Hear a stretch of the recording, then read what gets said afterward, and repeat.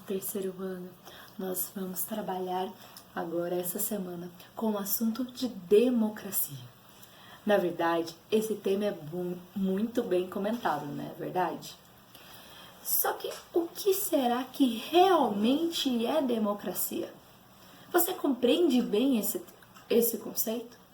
Parece que hoje em dia ele está amplamente difundido na nossa sociedade, não é mesmo? Um governo feito pelo povo, do povo e para o povo. Mas o que significa isso na realidade? Primeiramente, nós podemos perceber que o conceito de democracia, ele não é o mesmo. Sério, professora? Claro, as nossas sociedades, elas são diferentes umas das outras. E o conceito de democracia, ele veio se modificando ao longo da história e de acordo com as diferentes culturas.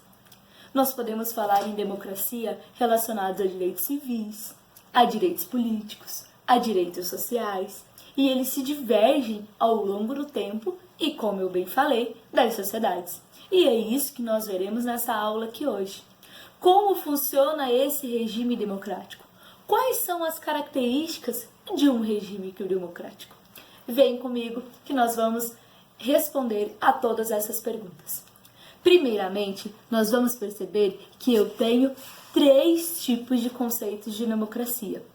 E nós vamos ver eles detalhadamente. O primeiro se chama democracia direta. Democracia direta é o conceito de democracia clássico, que ele começou lá na Grécia Antiga, no século V a.C., com a cidade de Atenas. As pessoas participavam de forma diretamente, justamente por isso o nome democracia direta. Os cidadãos, eles iam na agora e eles participavam de todas as decisões políticas, ou seja, eles atuavam de maneira legislativa e de maneira judiciária. A participação desses cidadãos, elas aconteciam de forma majoritária. Mas nós podemos perceber um detalhe, porque quando eu falava em cidadão numa democracia de Atenas, não era toda a população que participava das tomadas de decisões. Mas quem era cidadão? Você se lembra? A sociedade de Atenas era dividida em 3 grupos: eupátridas, metecos e os escravos. Só que quem participava das tomadas de decisão, ou seja, da vida pública na agora, eram apenas homens acima de 21 anos e que tinham propriedade de terra, nascidos ou descendentes de Atenas. Ou seja, era uma classe muito específica, o que possibilitava uma participação direta da população. Mas nós vamos perceber que o conceito de democracia moderna, que é o que nós verificamos nas sociedades hoje, ele foi tardio. E nós vemos isso pelos limites de uma democracia direta. Nós vamos aprender agora o conceito de democracia representativa.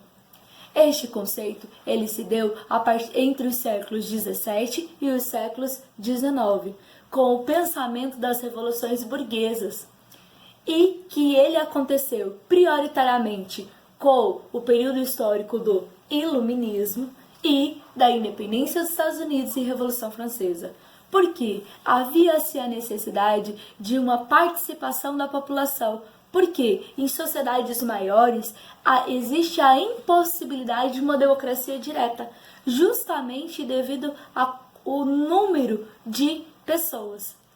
Ou seja, como o próprio nome diz, se tem agora uma democracia. E essa democracia representativa, ela acontece com algumas características. E quais são elas? Existe uma participação do povo, mas a participação desses cidadãos ocorre num período periódico, que é nas eleições. Essa participação de forma periódica, ela acontece por praticamente a população inteira, né? Como no caso aqui do Brasil, nós temos algumas características para essa participação através do sufrágio universal. Ter acima de 16 anos, né? Ele já pode participar da votação. E até os 60 anos ele é obrigatório. se tornando a partir de então uma ação facultativa. E o representante, ele fica no governo por um tempo, olha aí mais uma característica, determinado. E ele tem o seu poder limitado. E ele é limitado por uma divisão de outros poderes, estabelecido por Montesquieu, né? O poder legislativo, executivo e judiciário, e também pela população, que são os seus representados. Mas nós vemos, com o passar do tempo, que esse modelo de democracia representativa, ele também apresenta seus limites. Surge, então, um outro conceito de democracia. E qual é ele? Democracia participativa, ou também conhecido como democracia deliberativa. Como a democracia representativa, ela apresenta limites, que é devido ao povo escolher seus representantes por meio do sufrágio universal, já que é impossível uma democracia direta, se estabelece uma democracia indireta, muitas vezes não é acompanhado da maneira como deveria a ação desses governantes.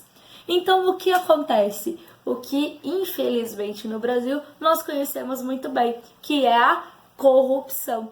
Ou seja, as pessoas eleitas através do sufrágio universal, democraticamente, elas deveriam tomar decisões pelo povo, do povo e para o povo. Mas, infelizmente, isso não acontece. Não é uma tomada de decisão para o bem comum, mas para o bem próprio. Então, ocorrem desvios na formação do Estado. Então, a democracia direta é justamente participativa é uma junção da democracia direta com a democracia indireta. Ou seja, existe a participação da população para reivindicações de direitos, para uma mudança social. E essa mudança social e de reivindicação de direitos, ela se faz em momentos específicos. E você deve perceber que, com o passar do tempo, esse tipo de modelo democrático, ele se faz bem em nossa sociedade. Nós percebemos que, por meio das redes sociais, dos meios de comunicação, o povo consegue ter uma participação na sociedade. Por isso o nome democracia participativa ou deliberativa. Ou seja, as pessoas conseguem estabelecer fóruns de participação e muitas vezes elas até conseguem participar de tomadas de decisão, como nós temos muitas vezes a ficha limpa, a lei da ficha limpa, que foi uma tomada de decisão por parte da população. As pessoas assinaram, fizeram um abaixo-assinado e, de acordo com uma quantidade X de assinaturas, conseguiu se estabelecer essa lei. Ou seja, a população consegue participar de forma direta, mas não de todos os aspectos da vida social, mas em alguns. Então elas criam esses fóruns participativos. E os meios eletrônicos, como a gente está fazendo uma aula agora virtual, né, uma videoaula, ele possibilita essa participação de uma maior quantidade da população. Né? Nós temos as associações de bairros, né, que permitem também uma participação da população. Mas nós também temos uma democracia em que ela participa de forma indireta. Nós continuamos com o sufrágio universal, continuamos com a eleição em termos específicos, e uma participação indireta. Então, eu espero que você tenha compreendido muito bem os nossos conceitos de democracia e que eles foram se modificando ao longo do tempo. Ou seja, uma democracia direta, uma democracia representativa e uma democracia participativa ou deliberativa. Vamos discutir sobre a democracia e os efeitos na nossa sociedade. Tchau, tchau! Beijos!